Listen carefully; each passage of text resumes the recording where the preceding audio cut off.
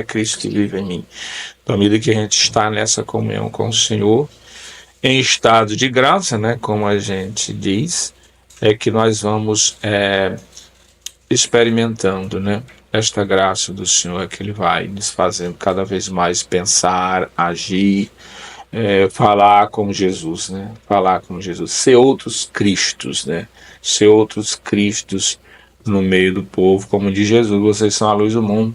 Brilha de vocês para que os homens vendo as boas obras que vocês fazem e glorifiquem a Deus, né, que está no céu. Então é assim que acontece essa nossa comunhão com o Senhor.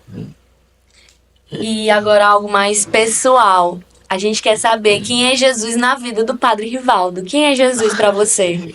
Essa pergunta é a chave aqui, viu, padre? Na verdade, eu estou nesse processo ainda, né, de conhecimento de Jesus. E quanto mais eu conheço, mais eu amo, né? Eu amo. Ninguém ama aquilo que não conhece. Hoje eu vou fazer praticamente 25 anos de padre, próximo ano, né, no dia 26. Aliás, no dia 6 de janeiro de 2025, eu vou fazer 25 anos de padre.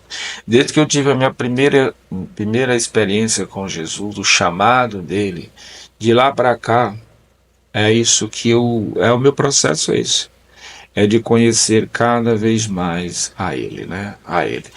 E esse conhecimento, ele nunca vai se esgotar.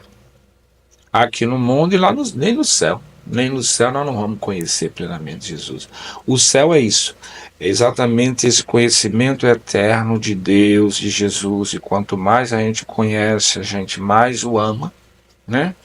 Até porque ainda nós o conhecemos aqui, como diz São Paulo, imagens, né? Sob o véu do sacramento. Inclusive eu fiz, né? Não sei se vocês sabem, mas também eu sou...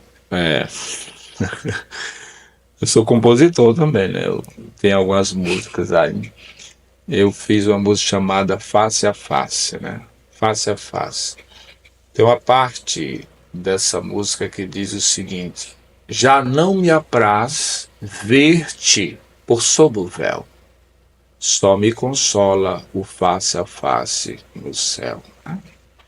Dizer isso quer dizer assim, quem é Jesus para mim, não tem como dizer. Até porque a gente está nesse processo. E não tem como realmente você abarcar tudo o que é Jesus. Jesus, para mim, em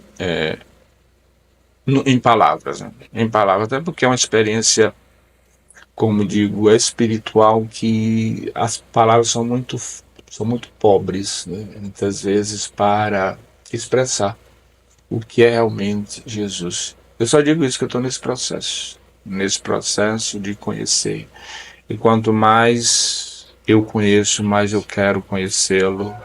E quanto mais o amo, eu quero amá-lo mais ainda, ao ponto de acontecer comigo aquilo que aconteceu com São Paulo. Já não sou eu que vivo, é Cristo que vive. Eu só peço a Jesus que eu só quero, quando eu morrer, eu quero ir direto para o céu. Não quero passar nem pelo purgatório.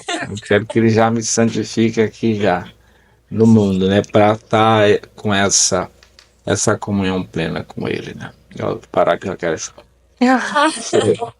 É incrível que essa pergunta a gente faz para todo convidado. E é muito difícil as respostas se coincidirem. Sempre tem uma característica diferente para Jesus e para aquela pessoa. E Jesus é sempre uma pessoa diferente. É um adjetivo, é um sentimento. É muito complexo e é como um convidado falou. É tudo e às vezes também não é tudo, porque às vezes tudo envolve coisas ruins e não é ruim, Jesus não é ruim. É muito, muito legal as respostas que são dadas. E a gente estava conversando aqui antes de eu chegar, tentando entender se foi o senhor que fundou, se é uma coisa assim de arquidiocesano. Queria que o senhor falasse um pouco sobre o grupo das mães que oram pelos filhos, quando surgiu e como se dão as atividades. Na verdade, eu tive uma bênção, né, de ser convidado, né, para ser o diretor espiritual desse movimento das mães que oram pelos filhos a nível aqui do Piauí, né?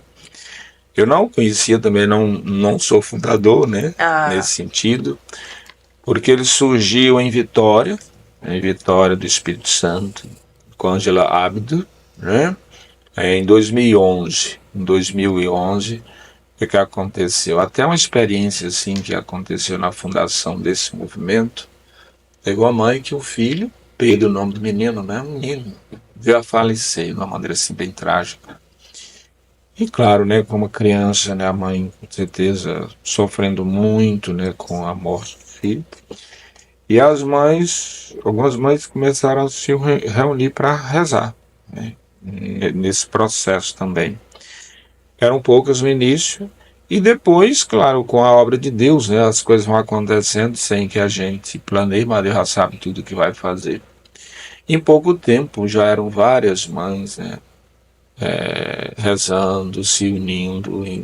E à medida em que foi crescendo esse movimento, e é relativamente novo, em torno de 13 anos, né? Nós temos praticamente mais de 5 mil grupos espalhados, tanto no Brasil como em outros países já. Aqui no Piauí nós temos mais de 90, né? Em torno de 92 grupos. E um deles é o nosso, né? Inclusive hoje, dia de quarta-feira, né? É o dia que elas se reúnem lá para orar pelos seus filhos. E o carisma desse grupo é exatamente isso, é resgatar, né? Restaurar as famílias, né? Pela força, né? Da oração, da intercessão. E a gente vê realmente que é uma graça de Deus muito grande esse grupo, que de alguma forma explodiu, né, no Brasil, porque mãe é mãe, sabe como é que é mãe, né? As mães, quando se unem, principalmente em oração, você vê as graças acontecer ali mesmo, lá no nosso grupo, né? Tinha uma senhora que ela tinha um filho até protestante, né? E ela, às vezes, para tentar agradar o filho, ele sempre chamava ela para ir com ela para a igreja dela. Um dia ela me procurou: Padre Normando. Eu disse: vai não, meu filho. Ah, não. Rezo por ele, né? Rezo por ele. E esse menino já está na igreja, né? Está na igreja conosco. É um menino muito bom, um menino, inclusive até advogado, né? Ele é até advogado. E numa sede muito grande hoje conhecer mais ainda, né, a nossa fé. Eu acompanho também. E a gente vai vendo que vão acontecendo, né, graças a partir da oração dessas nossas irmãs, né? Então, atualmente, como eu disse, aqui no Piauí, eu sou o diretor espiritual, né? Então, Valdirene lá da Diocese de Floriano, que é a coordenadora, né, estadual. Tem a Rosineide, que é a nossa coordenadora paroquial atualmente.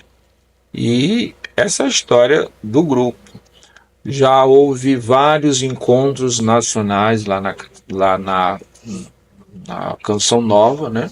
Já houve também já 3 encontros, esse foi o 10º, né?